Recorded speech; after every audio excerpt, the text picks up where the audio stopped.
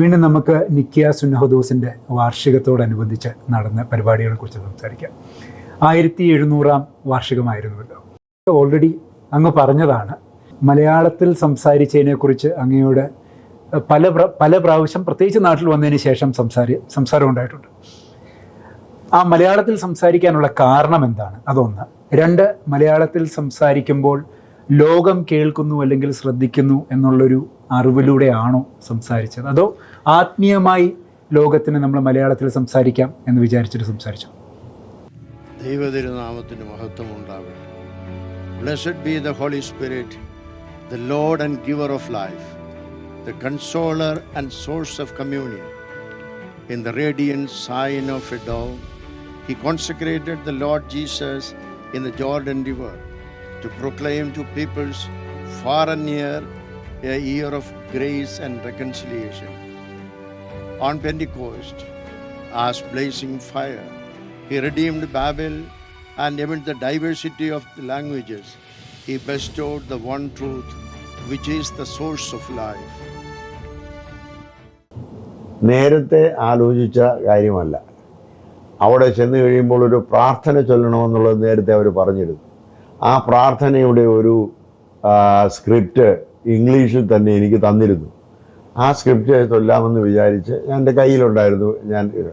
അപ്പോൾ ഓരോരുത്തരും ചൊല്ലുന്നു. പോപ്പ് അദ്ദേഹത്തിൻ്റെ ഭാഷയിൽ ആരംഭിച്ച ചൊല്ലി, ബർത്തലോമിയോ അദ്ദേഹത്തിൻ്റെ ഭാഷയിൽ ഗ്രീക്ക് ഭാഷയിൽ ചൊല്ലി. അത് കഴിഞ്ഞിട്ട് അറബിയിലാണ് പിന്നെ അന്ത്യോക്യ പാത്രിക്കീസ് അറബിയിലും സുറിയാനിയിലും അറബിയിലും ഒക്കെയാണ് അദ്ദേഹം ചൊല്ലുന്നത്. വേറെ കോപ്റ്റിക് പാട്രിയാർക്കിൻ്റെ പ്രതിനിധി വന്നു, അത് അവർ അർമീനിയയിലാണ്. അതുപോലെ തന്നെ അർമീനിയൻ പാട്രിയാർക്കിൻ്റെ പ്രതിനിധി വന്നത് അവരും അവിടെ അർമീനിയൻ ഭാഷ തുടങ്ങി. അതുപോലെ തന്നെ ഇംഗ്ലീഷിലുമാണ് അവർ ചൊല്ലിയത്. അപ്പോൾ ഇത്രയും ചൊല്ലി വന്നു കഴിഞ്ഞപ്പോൾ എൻ്റെ മനസ്സിൽ അവരിങ്ങനെ ചൊല്ലുന്നത് കേട്ടപ്പോൾ ആ സമയത്ത് എൻ്റെ മനസ്സിൽ തോന്നിയ ഒരു കാര്യമാണ്, അങ്ങനെയെങ്കിൽ മലയാളത്തിലൊരു വാചകം ആദ്യം ചൊല്ലിയതിന് ശേഷം നമുക്ക് ഈ ഇംഗ്ലീഷ് വായിക്കാമെന്ന്. അപ്പോൾ എനിക്ക് തോന്നിയതല്ലാതെ വേറെ ആരും പറഞ്ഞു കേട്ടില്ല. അപ്പോൾ ദൈവം തമ്പുരാൻ തോന്നിച്ചു എന്നാണ് ഞാൻ വിചാരിക്കുന്നത്. മലയാളത്തിൽ ഞാൻ ദൈവ തിരുനാമത്തിന് മഹത്വം ഉണ്ടാവട്ടെ എന്ന് ചൊല്ലി അതിനുശേഷം ഇംഗ്ലീഷിലുള്ള ആ പ്രാർത്ഥനയും ചൊല്ലി. അതൊരു ദൈവ നിയോഗമായിട്ടാണ് ഞാൻ കണക്കാക്കുന്നത്. അതുകൊണ്ട് സഭയ്ക്കും ഒരു അനുഗ്രഹമായി, നമ്മുടെ മലയാള ഭാഷയ്ക്കും ഒരു അംഗീകരണമായി, അത് ലോകം മുഴുവനും അത് കാണുകയും ചെയ്തു. അപ്പം ഇത് വിളിച്ചുകൂട്ടിയ, അതായത് വാർഷികത്തോടനുബന്ധിച്ച് ഈ പരിപാടി വിളിച്ചുകൂട്ടിയ പരിശുദ്ധ ബാർത്തലോമിയോ തിരുമേനി, അദ്ദേഹം ആഗോള ക്രൈസ്തവ യൂണിറ്റിക്കായിട്ട് പ്രവർത്തിക്കുന്നു എന്ന് നമ്മൾ അറിയുന്നു. അതിനെക്കുറിച്ച് അങ്ങയുടെ അഭിപ്രായം എന്താണ്? അദ്ദേഹത്തിന് ആഗോള ക്രൈസ്തവ യൂണിറ്റിയെക്കുറിച്ചുള്ള വീക്ഷണമുണ്ട്. എന്നാൽ ബൈസന്റിയൻ പാരമ്പര്യത്തിൽപ്പെട്ട ആളാണ് അദ്ദേഹം. ബൈസന്റിയൻ പാരമ്പര്യത്തിലുള്ളതായിരിക്കുന്ന സഭകളിൽ പലതരത്തിലുള്ളതായ പ്രശ്നങ്ങളുണ്ട്.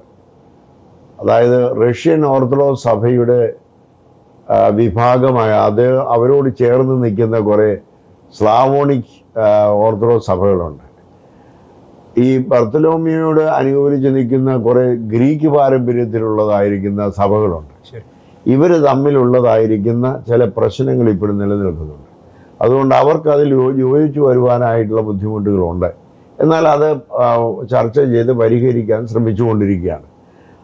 ആ കൂട്ടത്തിലാണ് അദ്ദേഹം ഈ പോപ്പുമായിട്ടും നമ്മൾ ഓറിയൻ്റൽ ഓർത്തഡോക്സ് സഭകളുമായിട്ടും ഒക്കെ ഉള്ള ഒരു യോജിപ്പ് അത് വേണം എന്ന് ആഗ്രഹിക്കുന്നത്. അതിനുവേണ്ടി അദ്ദേഹത്തെ കൊണ്ട് കഴിയുന്ന അദ്ദേഹം ശ്രമിക്കുന്നുണ്ട്. കാരണം അദ്ദേഹം അത്തരത്തിലുള്ളതായിരിക്കുന്ന ഒരു ഗവേഷണവും പഠനവുമാണ് നടത്തിയിട്ടുള്ളത്. അദ്ദേഹത്തിൻ്റെ ചരിത്രത്തിൽ നിന്ന് വായിക്കുന്നത് അതാണ്. അതുകൊണ്ട് ഇതിനോട് അദ്ദേഹത്തിന് വലിയ താല്പര്യമുള്ള ഒരാളായിട്ടാണ് കണക്കാക്കുന്നത്.